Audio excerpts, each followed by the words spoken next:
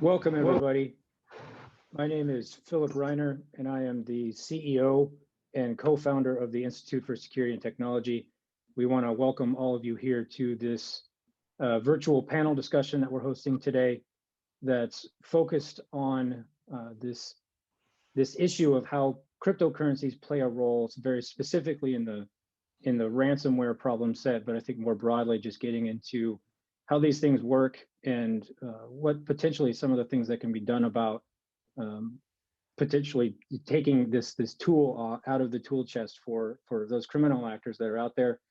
We're super excited to have everybody here today. For just real quick, for those of you who aren't familiar with the Institute, we're a California-based 501c3 that's focused on bringing together those who build and deploy technologies, bringing those folks together more closely with those who work in national security and in national security policymaking. So I think today's group of panelists is very reflective of that intent on our part. We're super excited to have this conversation. This also actually comes in the context of us running what we've been calling a ransomware task force. And as part of that task force's effort to develop a comprehensive approach for dealing with ransomware, we wanted to dive a little bit deeper into this set of questions in a public way, so that as we're having those internal conversations, we actually open it up and we have a bit more of a public engagement on this to allow for all of you to engage with those experts that we're talking to.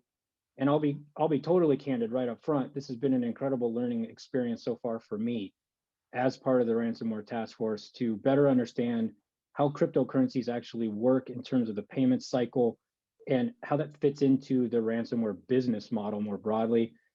I'm going to turn things over here in just a second, but I want to say a huge thanks to Neil Jenkins, who's here with us today from the Cyber Threat Alliance to moderate, and then to all of our panelists, to Pamela, Dawn, John, and Supervisory Special Agent Joel Decapua, if I got that pronunciation right, little wavy. Really want to say thank you to all of you for making time out of your busy schedules. I know, as life would have it, this space is just on fire. There's so much going on, and you guys are super busy. So we really appreciate you being here with us today. With that introduction, though, Neil, thank you again. Why don't I turn things over to you? Thanks, Bill. Appreciate it. So, hi, everybody. I'm Neil Jenkins. I'm the Chief Analytic Officer at the Cyber Threat Alliance. And we're a cooperative group of cybersecurity companies that come together to share information and work together to enable them to better protect their customers. So, as Bill said, I think we've got a really interesting panel for you today, some experts in cryptocurrency and cybersecurity. And we're going to focus on the pivotal role that cryptocurrency plays in ransomware attacks and hopefully shine a light on the payment process itself. So ransomware is the most disruptive type of cyber incident we deal with regularly as a community. It can leave victims helpless and completely grind an organization to a halt. And ransomware actors routinely target organizations that cannot stomach downtime in order to increase the likelihood that the victim will pay the ransom so they can get back to operating quickly. As that threat has grown, organizations have begun to adapt by building better defenses and improving their resilience. But then so as a part of that, organization started backing up their systems to sidestep a ransomware attack, for example. But then ransomware actors started to adjust their methods and steal the data before they encrypted the system so that they could then extort the victim by threatening to publicly expose that data if the organizations didn't pay up. So as the defenders have adapted, so did the criminals. And why did they adapt? So they could force payment. The goal of a criminal ransomware actor is not to shut down an organization's systems, it's to get an organization to give them money. And lately that's meant a lot of money. That money, of course, is in the form of cryptocurrencies. They help obscure and anonymize the payment process by moving it into the digital domain. And ransomware depends on cryptocurrencies, and its growth has been fueled by it. So today we want to learn more about this reliance and the ins and outs of the payment process, how those payments are processed, and understand how anonymous these cryptocurrency payments for ransomware actually are. We want to outline that payment process and hopefully identify places where we as private sector security providers or government agencies can apply pressure and disrupt the ability of those actors to achieve their goal of making money. Ideally, this pressure would eventually deter the actors from conducting these attacks in the first place. Also, I'm going to try to do my best to stick to calling it cryptocurrency every time and not slip up and call it crypto for shorthand. I'm going to put a fraction of a Bitcoin in the virtual swear jar every time I mess up. So let's get to it. I think I'm going to ask our panelists to provide a quick introduction and explain what they do before we get started. So let's start with Pamela. Pamela, why don't you introduce yourself, please? Yeah, great. Hi, thanks. I can guarantee you that I'm going to slip up and call it crypto. So I'll just go ahead and make that donation now. I'm the director of investigations and education for CipherTrace, which means I spend half my time doing investigations, overseeing the investigations that we're doing as a company. And then I spend the other half of my time educating others to do the same thing. We have worked quite in depth with ransomware. And so it's really exciting to be here today and talk about the impacts. Great, thanks, nice to have you. John, let's go to you next. Hi, I'm John Kothanek. I am the Senior Director of Global Investigations for Coinbase.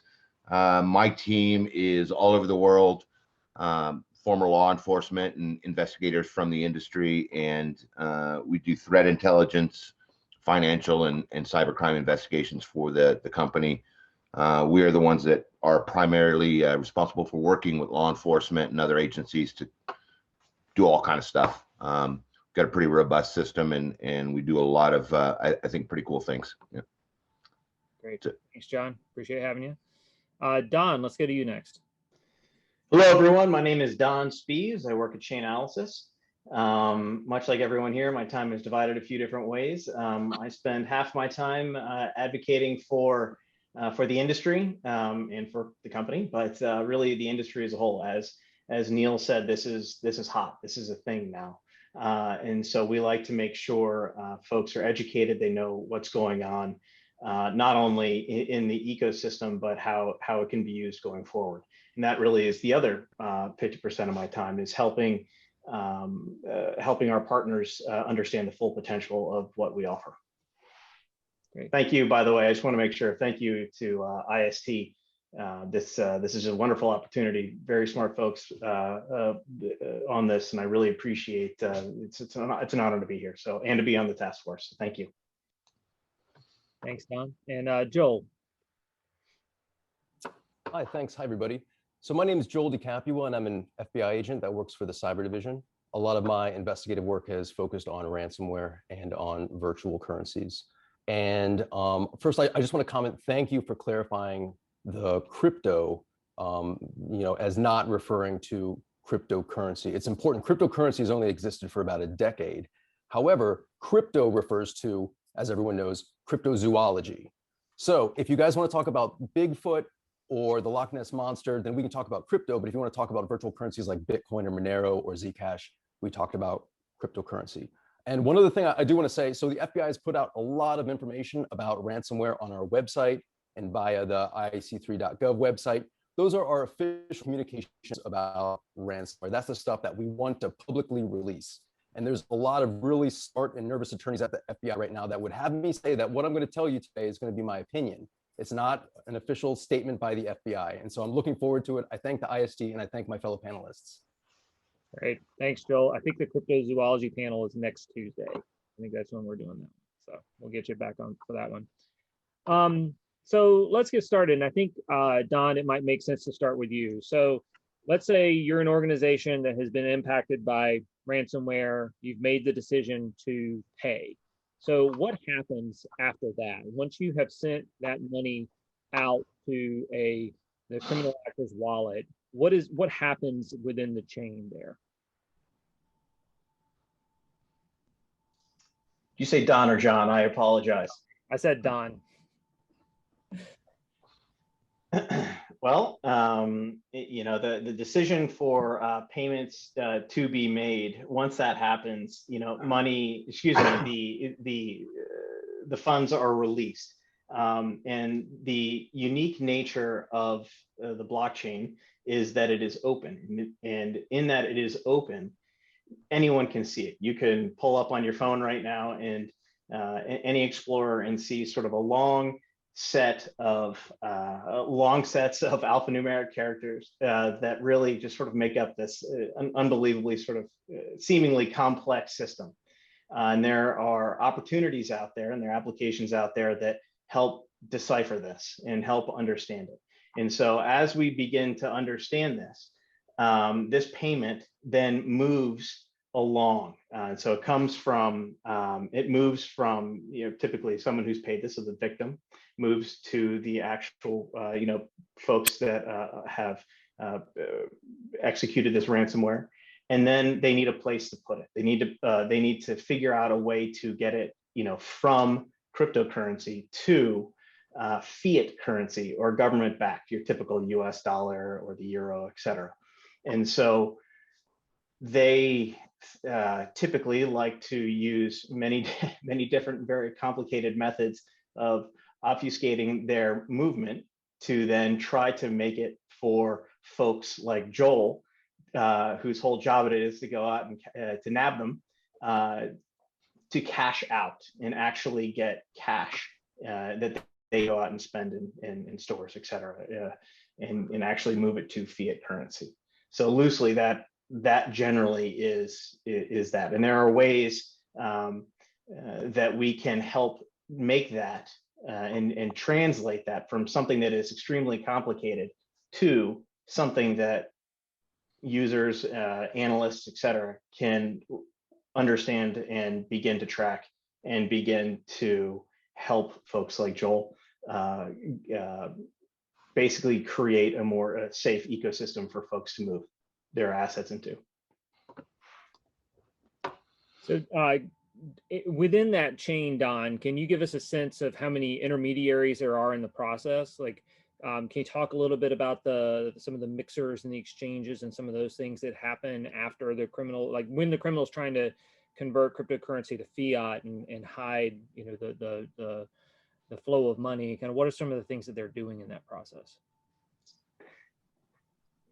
That's a good question. And so to move cryptocurrency around, it's pretty simple. You can, there's software on your phones, there's software on desktops. So it's all out there to help create and move money around. This is a new type of asset movement, and which is overwhelmingly used for good. And those nefarious individuals try to move it from a place, wherever it is in the ecosystem, around as many different and bounce around to as many different places as possible through services that mix, meaning that they kind of jumble it up, your cryptocurrency, and sort of spit it out the back end. So law enforcement and researchers in general they can't follow the money. They then take those, and those are tumblers and mixers, and they then take that their in theory laundered funds and take them to exchanges. And exchanges are quite literally that. They exchange whatever the coin is for fiat currency, and whatever that may be, global currency. And those in there are a number of sub different categories, but loosely that is generally how that works. Great, thanks, Don. Appreciate that. So Joel, from your perspective, how difficult is it for law enforcement to identify these criminal wallets and do that tracking through the payment chain? It's really difficult, and it gets harder and harder and harder. And one of the things that we rely on is the different blockchain intelligence companies to, at least provide us a little bit of insight in tracing some of the, some of the various hops of the ransom payments as they make their way to the cash outs.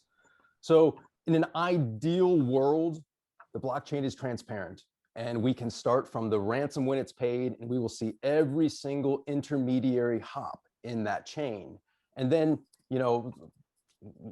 as there isn't a whole lot you can buy with virtual currency. And so even the ransomware actors, they need to cash out into something that they can actually buy stuff with. So they're looking for an exchange. Sometimes, most exchanges are very cooperative with us, and they, if they receive a subpoena or a search warrant, they cooperate with law enforcement. If they're based overseas, we can activate something called a mutual legal assistance treaty, which we basically ask an overseas country to please, legally require that a certain exchange produce records that help us track a ransom. But sometimes exchanges are based in jurisdictions where we don't have mutual legal authority, or where it's just really hard to get the host law enforcement to actually provide assistance. And sometimes the exchanges are, they incorporate on tropical islands and they pop up all over the places. So there's a lot of exchanges that really it's super difficult for us to get any information from. So in an ideal world, we can just trace each hop until it goes to an exchange. We can serve the legal process on the exchange, and then we can find out who was cashing out the ransomware. But in reality, it's way more difficult than that because there's mixing services that basically operate as money laundering rings, where a ransomware actor in exchange for a fee can take their illegal ransom proceeds, go to a mixer and say, hey, make sure you wash this so no one can track it, and give it to me at this wallet so then I can cash out at some exchange. So those are the types of things that we deal with. One thing that we're really interested in are some of these virtual currency exchanges that are operating outside of the law. These are the ones that don't have any anti-money laundering. They have no know your customer, and they're doing a lot of business for ransomware actors. One of those exchanges that existed in the past was called BTCE. Not too long ago, BTCE was the world's biggest virtual currency exchange. They did the most volume, way more than any of the US-based exchanges. Well, because they were cashing out so much ransomware and other illegal proceeds, especially drug money, we went and we took them down. We charged them with money laundering, and we were able to basically remove them from the virtual currency landscape. There's still exchanges like that that make our life very, very difficult, but we target them every day. We open up new cases every day. And luckily, most of the exchanges are moving towards regulation and moving towards know your customer and building up really good AML programs. But it's the ones that don't do that the ransomware actors are leveraging in order for them to cash out their ransoms. Great. Thanks, Joel. That's really, really helpful and really interesting. And I definitely want to get back to the know your customer and the anti-money laundering piece. But before we do that, I think it would be useful to talk a little bit about the currencies themselves. And Pamela, I'd like to turn to you on this. So what are the main types of cryptocurrency that are used by ransomware actors? And what are the differences between them? What makes a coin easy or hard to track? And are there technological solutions that we can find that help with tracking and tracing ransoms? Sure. Yeah, that's a great question. I mean, the OG crypto, right? The original gangster crypto would be Bitcoin. So that is still, due to liquidity and accessibility, Bitcoin is still number one, right? It's still king. Fortunately, Bitcoin is the easiest to trace. And so that provides us a lot of recourse whenever we are looking at these payments that have in fact been made. And there are naturally the obfuscation techniques that are used. But again, it really depends on the actor themselves. They don't always use a mixer. They don't always try to obfuscate their funds. Sometimes their ultimate goal is just to move those funds as quickly as possible and cash out so that they can actually get that done. And we just heard today that may be one new technique, right, that we're already seeing, whereas the decryption key doesn't actually come until the bad guys have already cashed out. So that's kind of one additional step that they can add into their mechanism there. In addition to Bitcoin, though, we've definitely seen Monero come on the playing field, right? Revil was a really good case study that Europol, it was the end of 2019, Europol was doing a webinar or some type of interview, and they happened to talk about the fact that they can't trace Monero. And literally the next day, Revil starts requesting their ransomware payments in Monero. So we do know that the bad guys are listening whenever we have these discussions, especially in open forums. And with Monero, you've got really and truly the two blockchain analytics companies on the line right here that are working on, breaking through those layers of security of Monero. We both have, public knowledge government contracts, right, to break through those layers of security and get down to Monero. But honestly, it's going to take more than a little bit of work from both of us. It's really going to take a lot of effort to really get to the point to where we can really track Monero payments in the same way that we track Bitcoin, which is the underlying aspect. Monero is a UTXO crypto. Like it moves the same way that Bitcoin moves. If they're using anything else, Ethereum or whatnot, that's also, traceable. There's a lot. What you're probably going to see if they're using Ethereum is some cross-chain. They're going to start doing cross-chain swaps and moving into other cryptocurrencies. We've definitely seen them utilize DeFi. We didn't even talk about DeFi quite yet, but that's the other elephant in the room and how they can utilize DeFi to obfuscate their movements as well. Decentralized finance, I should add, for those that DeFi. I was going to ask, I mean, I'm not an expert in this. I've done a lot of reading over the last week, but I have not run across that one yet. So we may have to come back to that one. Decentralized exchange, decentralized finance, these are all going to be, right? There's no central authority. So there's definitely no KYC going on. And these are all decentralized, marketplaces.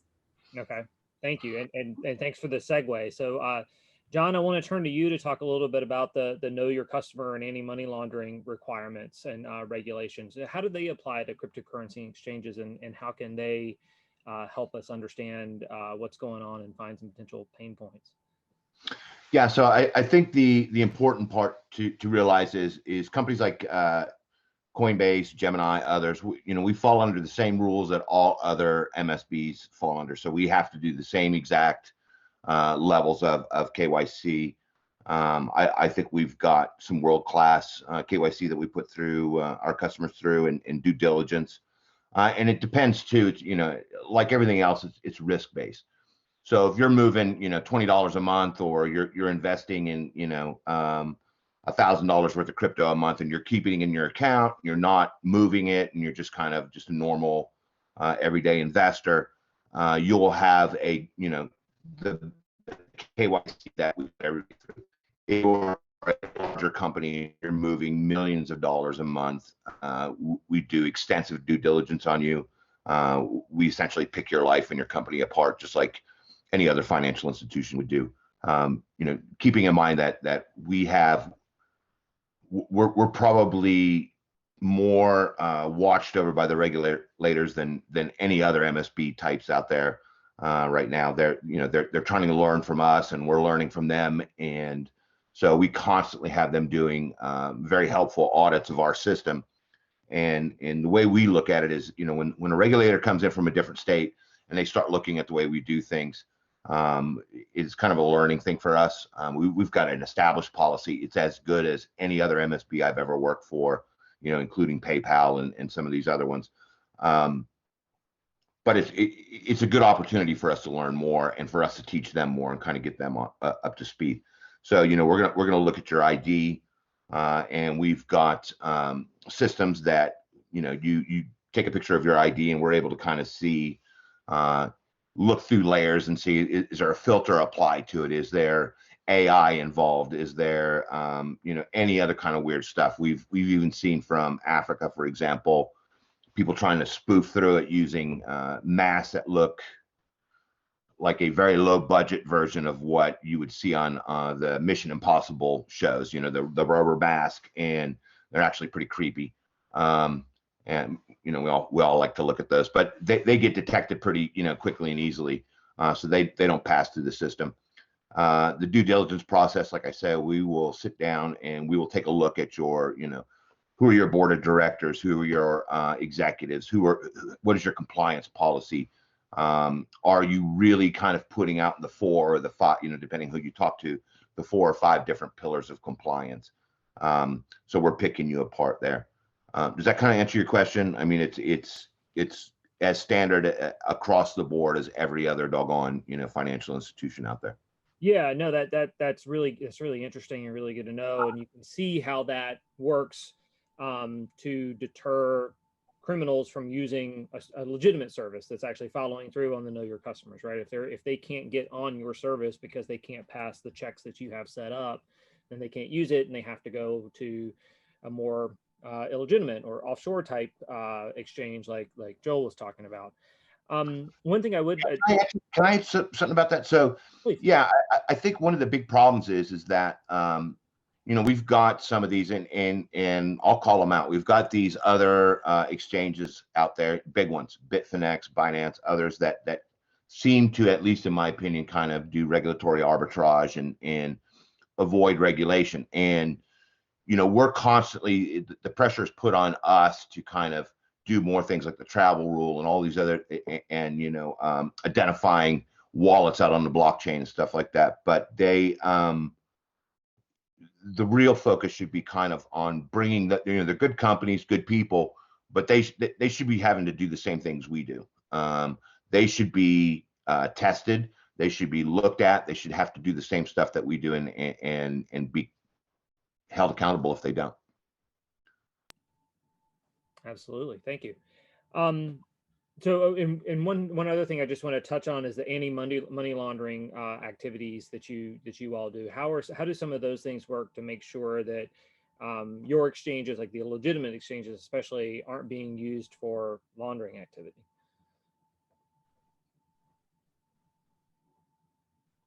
No, John, if you can. Oh, I'm sorry. I thought you said somebody else.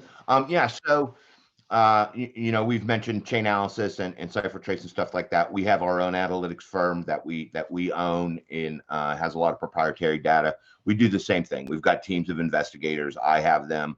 We've got some other teams that spend a lot of time kind of watching wallets and taking a look at them. We have, some of those sophisticated algorithms out there. So we are looking at exactly the same kind of things that other financial institutions do. So, for example, we're very interested in somebody that is one account that is sending out to many different wallets out on the blockchain.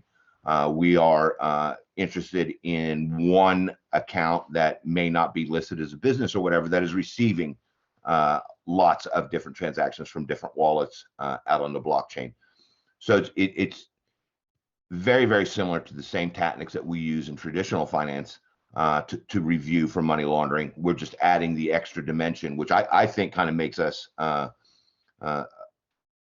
worse for the bad, or makes it worse for the bad guys, because we're able to see things that traditional financial institutions are not able to. There's a lot of talk about how crypto is kind of involved in this, and it kind of makes it seem like that we are the causation of a lot of these problems, but we're not. And we are able to do a lot of things that a traditional bank or traditional MSP are not able to do.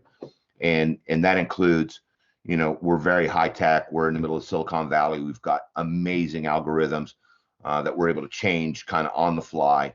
If we notice activity that is against what we feel like should be going on, we're able to change it very quickly.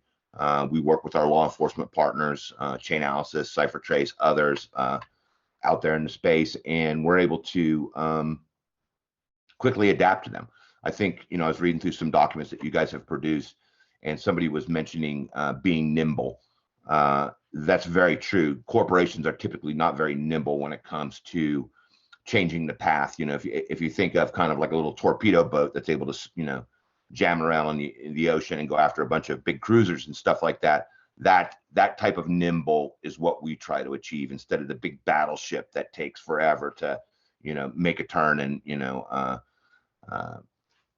take out the bad guys. So what we do is we make sure that we are very quick when it comes to responding to different types of money laundering scenarios that we see. And we're watching everything from kind of a global perspective.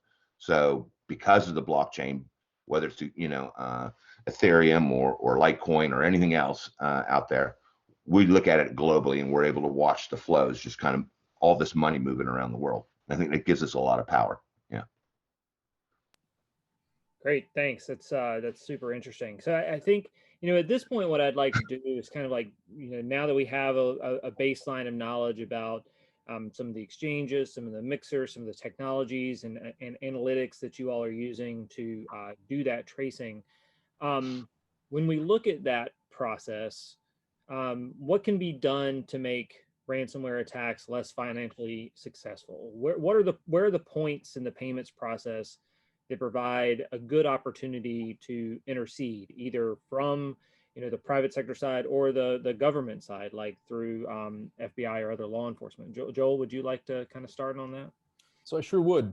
So right now, first off, our ultimate goal is we want to hold ransomware authors responsible. The people that are creating ransomware, the people that are deploying it, the people that are getting rich of it, the people that are helping launder money. That is our job, because we need to work as a disincentive for someone who maybe has the technical chops to drop ransomware. We want them to think about all the people we put in prison and held accountable, and we want them to decide not to drop ransomware and maybe make $10 million by building an app or being a pen tester or something and do things the right way.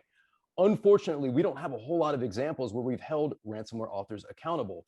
So there's been a lot of discussion amongst policymakers of what else can we do? What levers of policy can we pull in order to just make it less profitable, make ransomware less profitable? How do we jam up the money?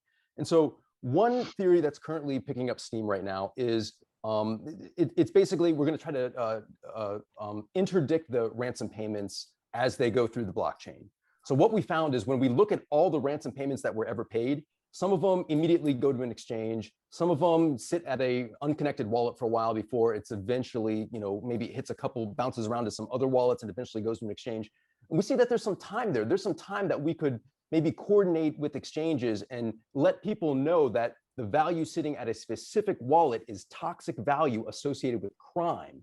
And then let exchanges and let blockchain intelligence companies, and yes, even let mixers able to identify that specific value in the blockchain and say, we're not touching that. We want nothing to do with that value. And what that does is it makes it a lot more expensive for ransomware actors to cash out that value, because if they're able to find someone overseas who's willing to do business with them, they're going to be charging a really hefty fee because there's going to be a lot of criminal risk there. And so what we've talked about is a BOLO, be on the lookout, where we don't obligate anyone to do anything, but we just want to disseminate from some type of centralized authority like the FBI or Department of Justice or Department of Treasury to all the people in this sector that says, this is toxic value. If you see it, don't do business with it. Better yet, freeze it and give us a call so we can start using our legal authorities to claw it back so it can be reimbursed to the victim. And in the blockchain, we would never take away that toxicity until that ransom payment has been regorged to the victim. But like Pamela, mentioned, and the one theory is that the actors will just wait until they can cash out before they hand over the decryption keys.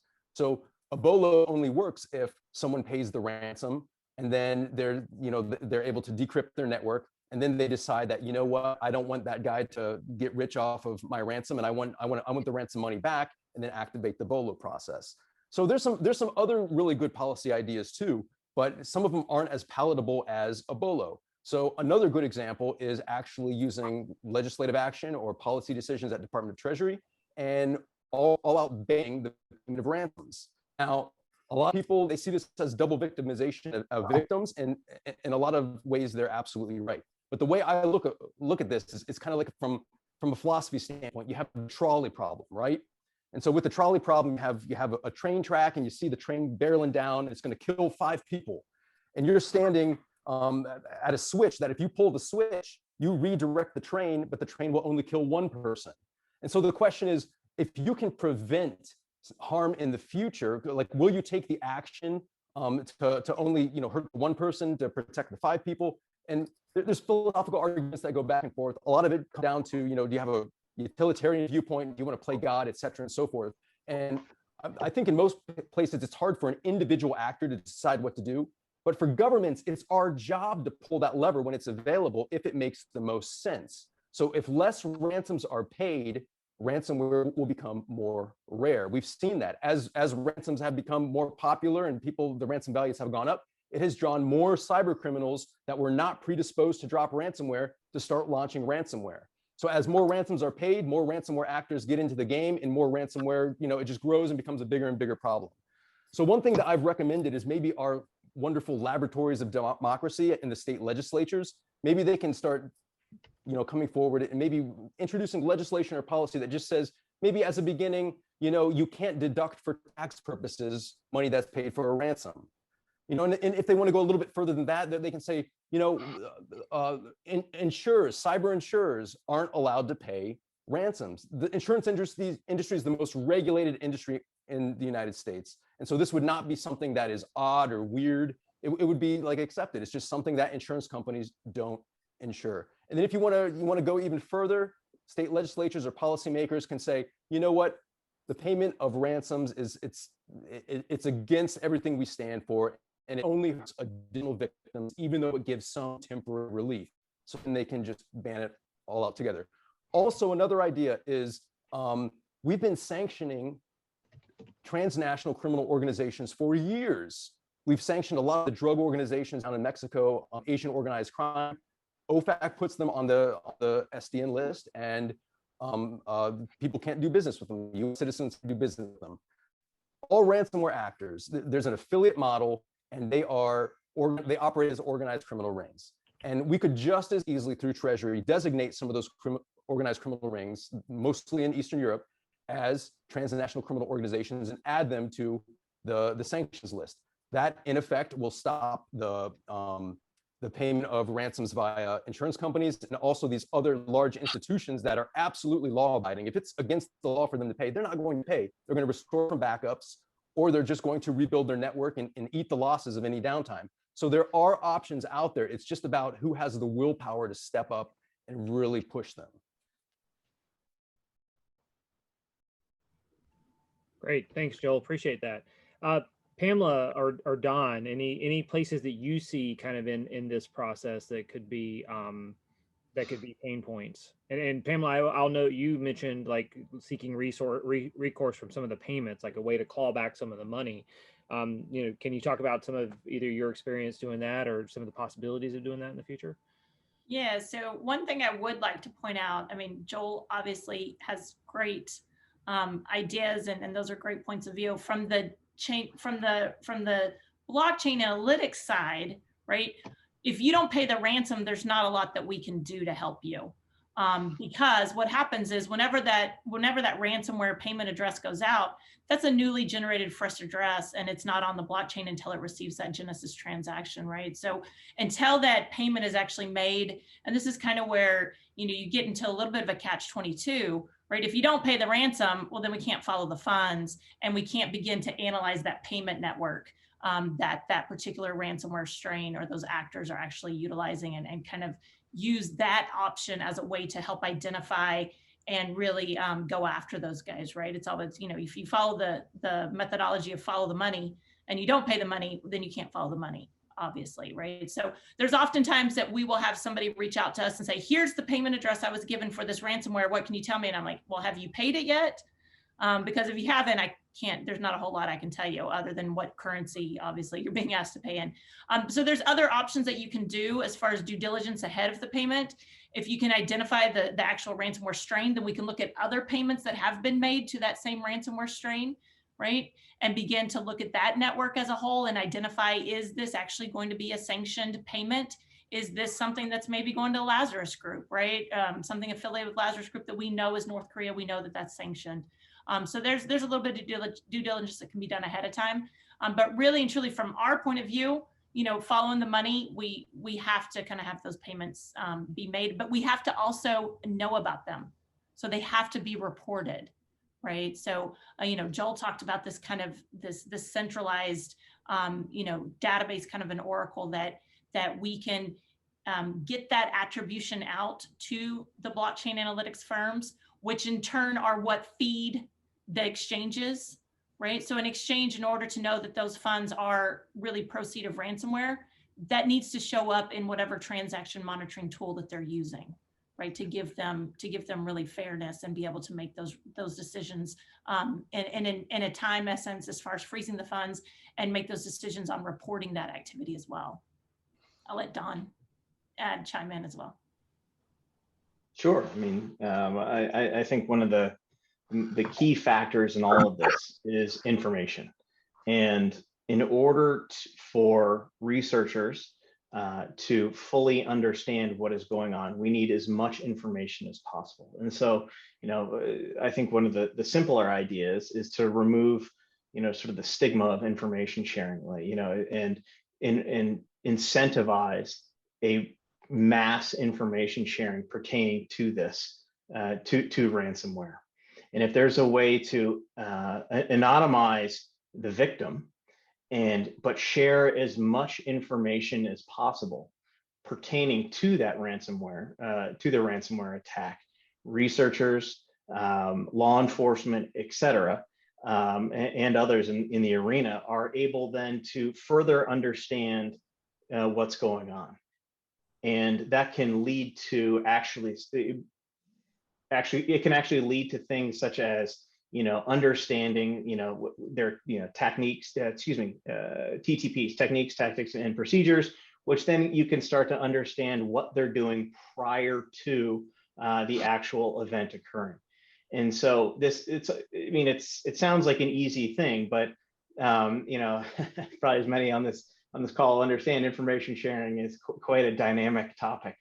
But if we're able to increase that information sharing with anything from as simple as, you know, wallet addresses or transaction hashes or IPs, all the way to, you know, any other information, we're able as an industry really to begin to help combat that, because a lot of this is done in the dark.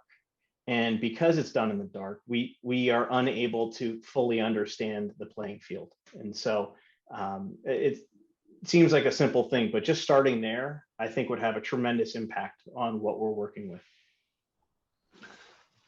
Can I add about this? So, yeah, the legislative stuff, I'm not so sure. I agree with that. I do to a certain extent. You know, maybe we could start off with some over the years, we've helped small towns who had their entire administrative system shut down. Maybe start with those kind of folks and use that as a testing ground. But we also have seen payments from, you know, small business owners who may not necessarily have the infrastructure to protect against this kind of stuff, or they have, you know, during the Christmas holidays, temp workers that are not as aware of what is, you know, going on, and they'll you know, introduce ransomware into their system, and now, you know, Bob Smith's shop is shut down, and him not being able to pay, or a woman not being able to pay, all that does is ruin their business. You know, we could say, yes, they have to back up and they have to do all these things, and I don't disagree with that. But as the reality is, it's not going to happen, and I think we could pretty quickly see a lot of businesses get ruined. Now, when you talk about infrastructure and all other kind of stuff across the U.S., that's a different thing. I think another thing that we see is, you know, maybe adjust some of the prosecutorial guidelines. When we have a ransomware issue, which has not been very prevalent in our system, we've changed our policies about dealing with that. But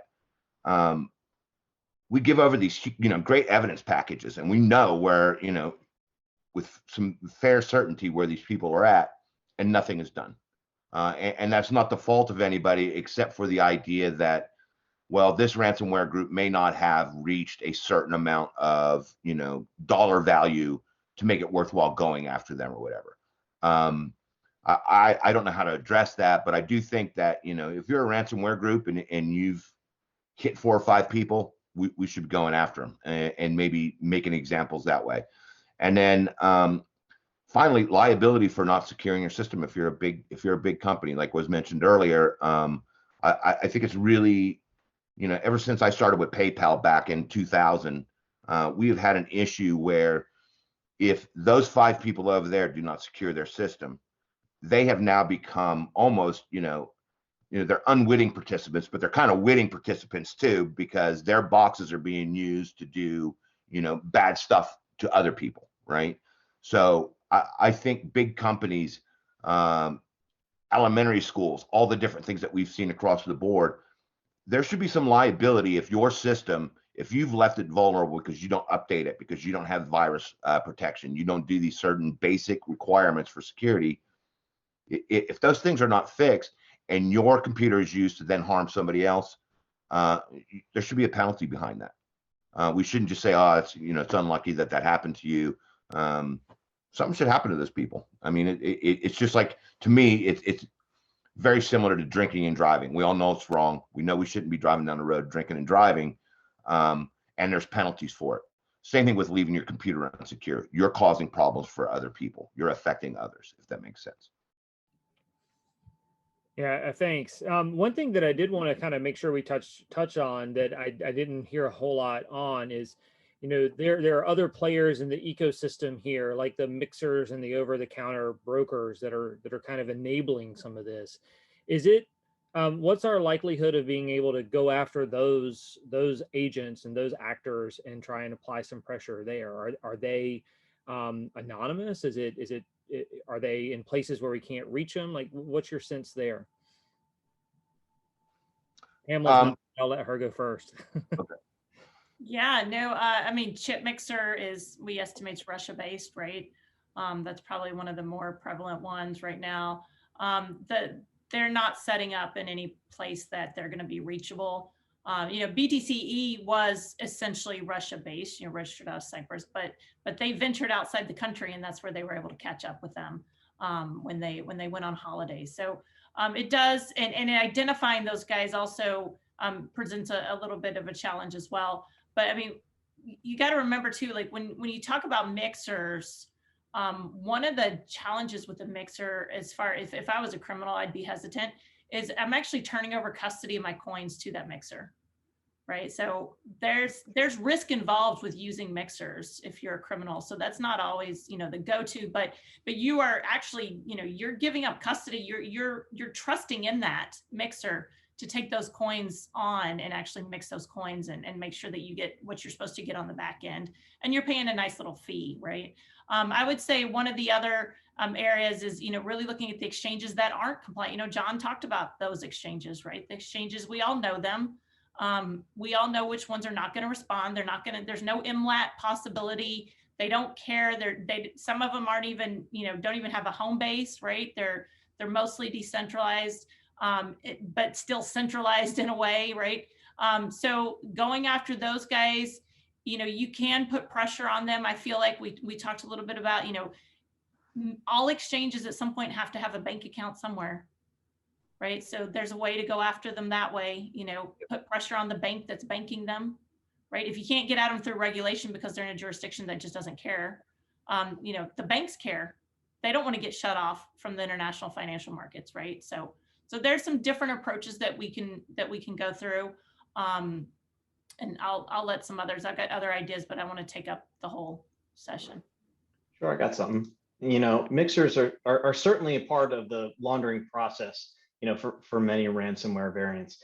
Nearly every ransomware variant and most threat actors have unique financial signatures, meaning that they launder funds in a consistent way, utilizing exchanges, intermediaries, and mixers, to get, to move their funds down the line.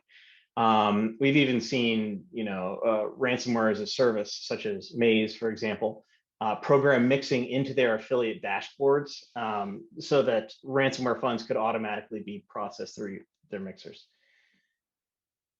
At the end of the day, really what it comes down to is trying to stay ahead of the obfuscation techniques. And that is really our number one priority for our researchers and for those is for who use our tools is to help them, stay ahead of this. Hey, Neil, if I may. Please. So one that I think is important that maybe is going to be unpalatable for a lot of people in the industry, but I think it's important to also take a close look at virtual currencies in general and try to figure out, like, when we first started talking about virtual currency, and just as a full disclosure, I don't own any virtual currency. I was an early adopter way back in the early days when you could actually mine Bitcoin without having to own a coal fire plant or a coal power plant. So like I kind of saw the evolution of the purpose of virtual currencies, and it started out as a way to disintermediate financial institutions. But 10 years later, we see like, no, it's actually now there's more intermediaries, there's these exchangers, and there's all these other things popping up. The other thing was supposed to decentralize finance. And again, we see the exact opposite of that because there's mining consortiums that control so much of the mining power. And then there's other things like it's supposed to help the unbanked engage in the economy. And we've seen no evidence of that except for Iran, North Korea, and Venezuela, those types of unbanked regimes who can now access, steal virtual currency and access the financial system by laundering their money through Bitcoin. So all the original goals have kind of, faded away. And now it's just become like a big speculative asset where 99% of people, their experience with virtual currency, they go to exchange, they trade real money for, some people say air, it's not air, but it's actually a big number. So you're basically paying with real money to buy a big number that entitles you to value. And then you're hoping to sell that big number back to an exchange in exchange for real money. That's 99% of people's experience. There's still not a whole lot you can buy with virtual currency. And this is something that over the past 10 years, I've really been keeping tabs on, especially the mom and pop places here around New York City, like most of it is like vape shops and There were some coffee shops like maybe in 2015, 2016 that accepted Bitcoin, but it's getting harder and harder to find people who actually accept virtual currency as a currency. And so right now you have the two parts of Bitcoin. There's the crazy speculative part that everyone is kind of like, waiting to collapse on itself, where you're always looking for the greater fool. And I think P.T. Barnum could probably describe, a lot of the reasoning behind that.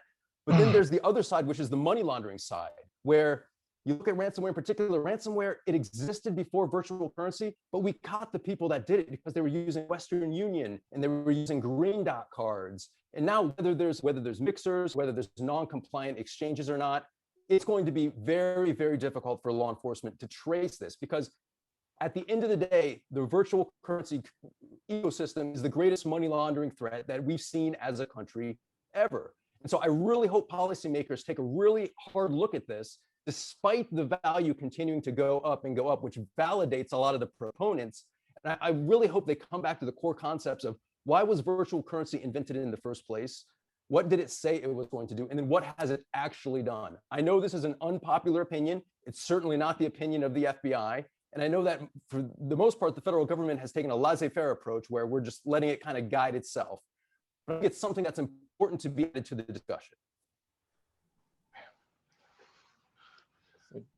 Thanks, Joel. Appreciate that. That is certainly an interesting point of view, and it in a lot of ways, I think it's valid. One thing, we've got about 7 minutes left or so. One thing I wanted to bring up from some of the questions, like several of the questions we got in from people who registered for the webinar, we've kind of addressed during the conversation. But one I did want to pick up on was a question about recovering cryptocurrency payments. So what has our success been in recovering some assets in cases where companies have paid a ransom, but then reported that payment to FBI or some other organization, law enforcement organization, been able to get some of that money back? What's our success rate look like in that? So I can just chime in very quickly. I know I spoke a lot, and so I want to give other people the opportunities, but it's not good. It's not much success. And we're trying to push the case teams who are working ransomware cases to really start thinking about trying to work with exchanges to freeze money. But the problem is it's really hard to get the timing down.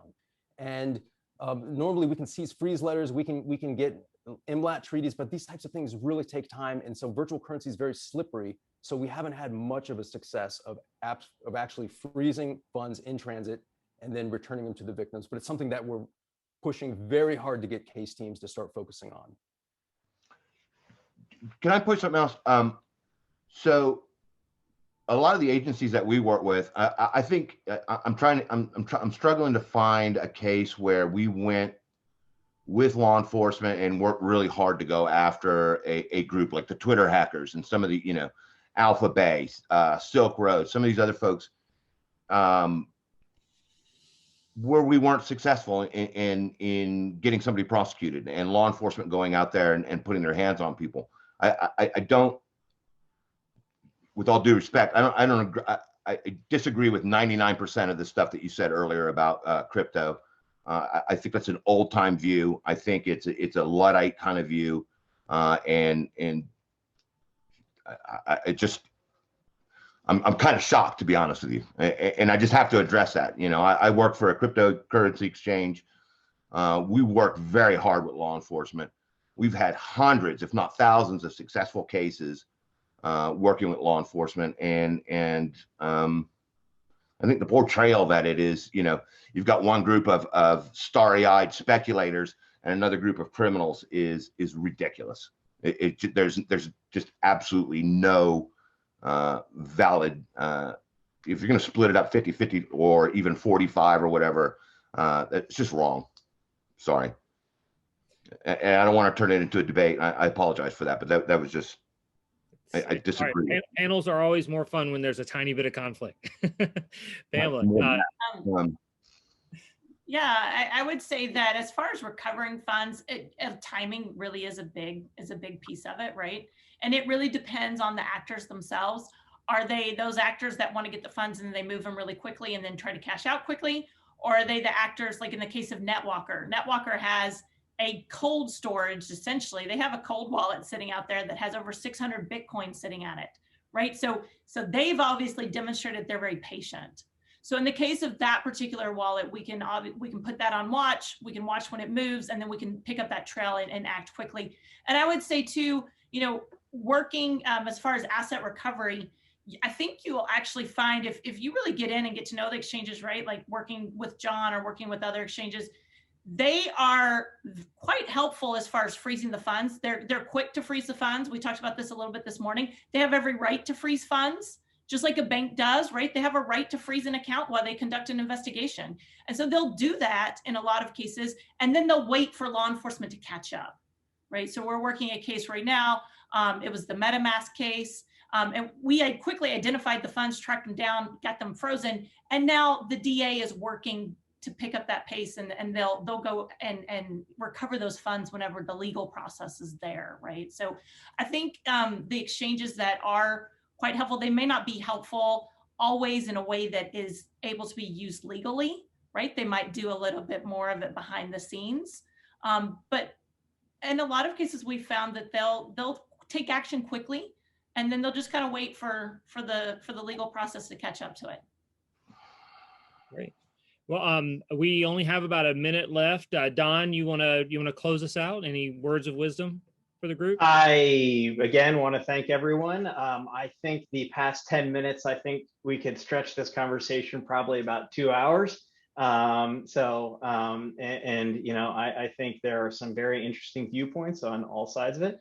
I will say that, when SIFI banks, when, systemically important financial institutions start looking to invest portions of their assets into cryptocurrency, it becomes less, I think, of a fringe, and you start looking into it as an asset class in itself. And so understanding the transparency of that and making it, and understanding that it is becoming a part of our, the financial services sector, you need the right tools, and you need the right, approach to help make sure that it is safe. It's safe for investors. It is safe for, everyday users. And that, I think, is why we're here. And so we can, poke bad folks and nefarious individuals in the eye and help make it for folks, whether they have different viewpoints, they can successfully and safely invest whatever currency they like into cryptocurrency. Absolutely. Well, thanks a lot. We really want to thank all of the panelists for joining us today and taking the time to talk to us. I know I learned a lot. As I mentioned earlier, this was a topic that I did not come into with a ton of insight, but I found a lot of value out of this. So really appreciate it. Thanks for joining us on the webinar today. And hopefully we'll be able to turn some of these things into real good, actionable recommendations for the Ransomware Task Force report. So thanks a lot. Have a good day.